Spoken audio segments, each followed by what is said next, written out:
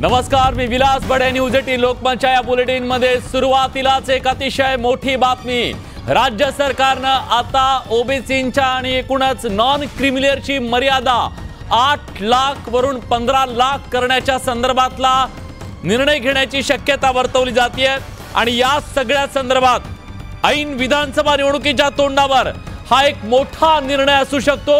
ओबीसींसाठी राज्यातला एक मोठा निर्णय की जी नॉन क्रिमिनलची मर्यादा 8 लाख होती ती आता 15 लाखांपर्यंत वाढवण्याच्या संदर्भातला निर्णय घेतला जाऊ शकतो आणि हा निर्णय राज्यातल्या ओबीसींच्यासाठी अतिशय महत्त्वाचा आहे. कारण ज्याचं वार्षिक उत्पन्न 8 लाख रुपये त्यांनाच केवळ ओबीसींच्या आरक्षणाचा लाभ मिळतो, पण त्याच्यापेक्षा जास्त लाभ तो मिळत नव्हता. नॉन क्रिमिनलची अडचण होती, पण आता मात्र 15 लाखांपर्यंतचं उत्पन्न आणि लागोपाठ महाराष्ट्रातल्या ओबीसींसाठी आणखीन एक मोठी बातमी ही आहे. 15 जातींचा आता ओबीसींच्या केंद्रीय सूचीमध्ये, केंद्रीय यादीमध्ये त्याचा समावेश करण्यात आलेला आहे आणि राज्य सरकारच्या राज्यातला जो आयोग आहे ओबीसी आयोग त्याने त्याच्या संदर्भातला अहवाल दिलेला आहे, हिरवा कंदील दाखवलेला आहे. राज्यातल्या 15 ओबीसींच्या ज्या जाती आहेत राज्याच्या सूचीमध्ये होत्या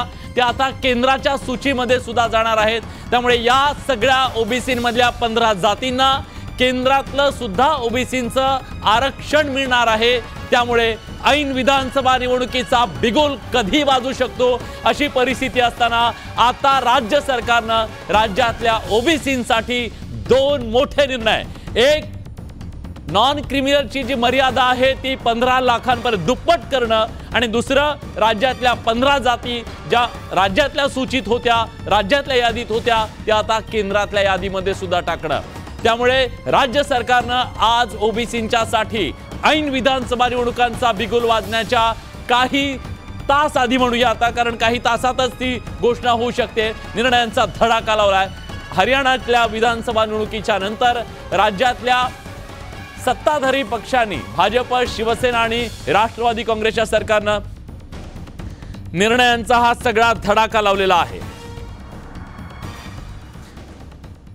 तर लक्ष्मण हाके आता आपल्या सोबत जोडले गेलेले आहेत. आपण थेट त्यांच्याकडे जाऊया आणि आपल्या सोबत लक्ष्मण हाकेंचा फोन झाल्याच्या नंतर मनोज जरांगे पाटील सुद्धा लाईव्ह असणार आहेत. आपण त्यांच्याशी संवाद साधणार आहोत. पण आत्ताची ओबीसींच्या संदर्भातली जी बातमी आली आहे त्यावर प्रतिक्रिया देण्यासाठी लक्ष्मण हाके जोडले गेलेत. लक्ष्मणजी, राज्य सरकारनं 2 महत्त्वाचे निर्णय ओबीसींच्यासाठी घेतलेले आहेत. तुमची पहिली प्रतिक्रिया काय? हॅलो हॅलो बोला बोला.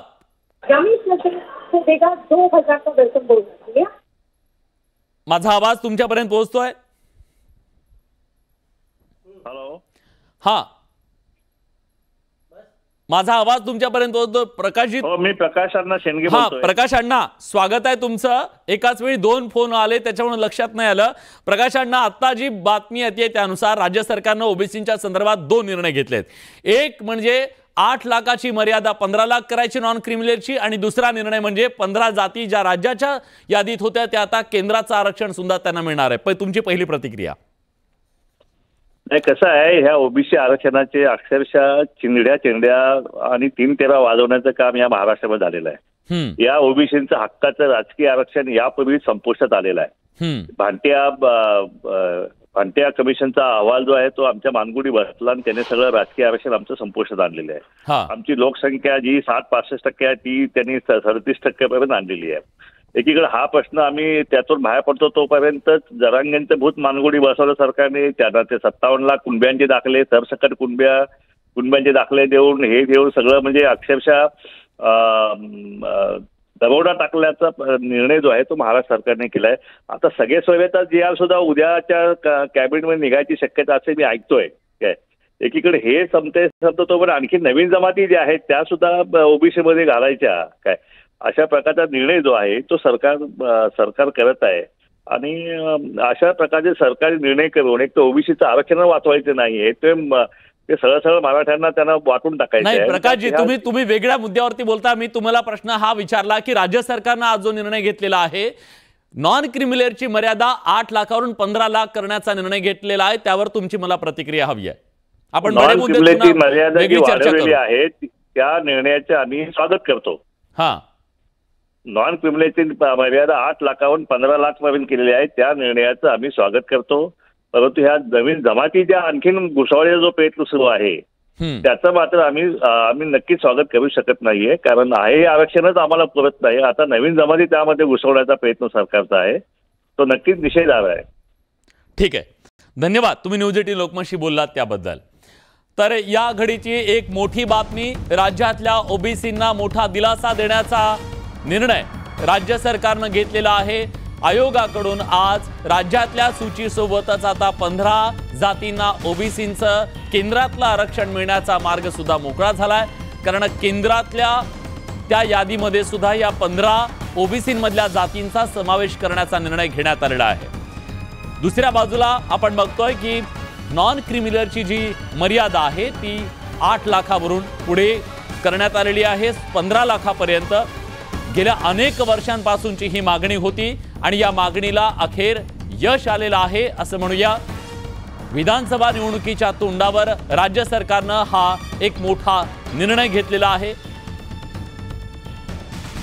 खरं तर या निर्णयाच्या नंतर स्वाभाविकपणे हा प्रश्न विचारला जाऊ शकतो की राज्यातल्या ओबीसींना चुचकारण्याचा हा प्रयत्न आहे का, ओबीसींना खुश करण्याचा प्रयत्न राज्य सरकारकडून एकामागोमाग एक निर्णय घेऊन केला जातोय का, हे पाहणं महत्त्वाचं आहे. त्याची राजकीय चर्चा होत राहील. राहुल जोरी आपले प्रतिनिधी आता आपल्या सोबत आहेत. राहुल, या दोन निर्णयांचं राजकीय महत्त्व किती आहे, कारण याचं टायमिंग अतिशय महत्त्वाचं आहे. अगदी खरं तर 8 लाखांवरून 15 लाखाची मुदत होणं आतापर्यंत विलास आपण जर बघितलं असेल तर ओबीसी असतील, इतर सगळी महामंडळं असतील, यावर प्रत्येक समाजाचा घटक जोडण्याचा प्रयत्न होत होता. मात्र आता सर्वच समाजात येणारा सरकारी कर्मचारी जोडण्यासाठी महायुतीचं एक मोठं पाऊल याला आपल्याला म्हणता येईल. खरं तर 15 लाखांपर्यंत ज्यांची उत्पन्न मर्यादा आहे तर त्यांना नॉन क्रिमिनल सर्टिफिकेट मिळालं तर शिक्षणासाठी असेल, येत्या काळातील त्यांच्या विद्यार्थ्यांच्या भविष्यासाठी असेल एक मोठं पाऊल असेल. अनेकदा फक्त याच नॉन क्रिमिनलसाठी जे सरकारी कर्मचारी आहेत त्यांची मुलं अनेक शिष्यवृत्त्यांपासून आणि प्रवेश प्रक्रियेपासून वंचित राहत असतात. मात्र या निर्णय प्रक्रियेमुळे एक मोठा टप्पा सरकारी कर्मचाऱ्यांना देखील आपल्याकडे वळतर करण्यासाठी शिंदे फडणवीस सरकारने हे उचललेले एक मोठं पाऊल याला म्हणावं लागेल. विलास, नक्कीच धन्यवाद तुम्ही दिलेल्या सगळ्या सविस्तर माहितीबद्दल. पण राहुल, एक मुद्दा, एका प्रश्नाबद्दल आणखीन जाणून घ्यायचा आहे. राज्यातल्या यादीमध्ये असलेल्या 15 ओबीसी जातींचा केंद्रातल्या यादीत समावेश करण्यात आलेला आहे. या जाती नेमक्या कुठल्या आहेत आणि त्यांचं राजकीय महत्त्व काय? अगदी खरं तर विलास, हा खरं तर आत्ताच्या घडीचा सर्वात मोठा आणि महत्त्वाचा निर्णय याला म्हणावा लागेल. आपल्याला माहिती आहे की कालच हरियाणातले निकाल आले आणि निकाल आल्यानंतर ज्या पद्धतीनं हरियाणातली परिस्थिती आणि महाराष्ट्रातली परिस्थिती याचं राजकीय समसमान जे दिसते आणि त्याच पार्श्वभूमीवर आता ओबीसी समाजाला म्हणजेच मराठा जर एका बाजूला गेला तर इतर सर्व समाज एकाच छताखाली आणत आपल्या बाजूनं कसं वळवता येईल यासाठी महायुतीचं सरकार प्रयत्न करतंय. खास करून भाजप, ज्याला वारंवार ओबीसी हा आमचा डीएनए आहे असल्याचं वारंवार सांगत असताना या 15 महत्वाच्या जाती यामध्ये अनेक महत्वाच्या जातींचा, खरं तर त्या जातींची टक्केवारी खूप मोठी नाहीये, जातींची संख्या खूप मोठी नाहीये, मात्र तरी देखील अगदी 1 ते 1.5% ह्या प्रत्येक ठिकाणी त्यांना जोडून घेत हा जो मतांचा टक्का कमी झाला होता त्याच सगळ्या मतदारांना आपल्या बाजूला वळतं करत येणाऱ्या काळात खास करून विधानसभेच्या ऐन टप्प्यामध्ये आचारसंहिता कधी लागू शकते, अगदी शेवटची एखाद दुसरी कॅबिनेट शिल्लक असताना निर्णय होणं हे मात्र खूप मोठं पाऊल खरं तर म्हणावं. आणि कालच आपण बघितलं होतं की ज्या पद्धतीनं हरियाणाचा निकाल आल्यानंतर भाजपची बदललेली शरीरशैली, याचबरोबर प्रत्येक नेत्याचा बोलण्याचा प्रभाव आणि त्यांची वाढलेली बार्गेनिंग पॉवर आणि त्यानंतर निर्णय घेताना ज्या पद्धतीनं एकजुटीनं एक हातानं हा निर्णय घेतला गेला, 15 जातींचा समावेश अगदी 1 ते 1.5% या जातींचा. नक्कीच राहुल, काही मूलभूत सवाल निर्माण झालेत या सगळ्यानंतर. हरियाणाची निवडणूक असेल, त्या निवडणुकीचे